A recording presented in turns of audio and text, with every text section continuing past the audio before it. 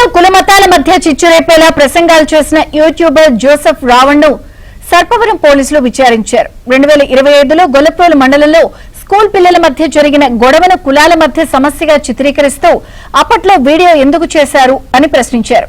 అయితే తనను ఎంత ప్రశ్నించినా సమాధానం ఇవ్వబోనని, తనను అరెస్ట్ చేసిన వీడియోలు యూట్యూబ్ లో పోస్ట్ చేస్తే ఎక్కువ వ్యూస్ వస్తాయంటూ నిర్లక్ష్యంగా సమాధానమిచ్చాడు.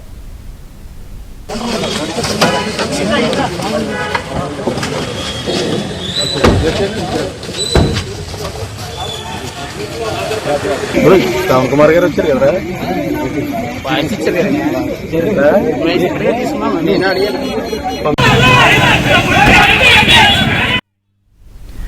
జోసెఫ్ రావణ్ ను కాకినాడ కోర్టులో హాజరుపరిచారు. అతడి వ్యాఖ్యలతో సమాజంలో అశాంతి, కులాల మధ్య విద్వేషాలు చెలరేగే ప్రమాదం ఉన్నందున జ్యుడిషియల్ రిమాండ్ ఇవ్వాలని న్యాయాధికారిని కోరారు. అయితే రిమాండ్ విధించేందుకు నిరాకరించిన కోర్టు అతడికి బెయిల్ మంజూరు చేసింది. వెంటనే మరో కేసులో మచిలీపట్నం పోలీసులు అదుపులోకి తీసుకున్నారు.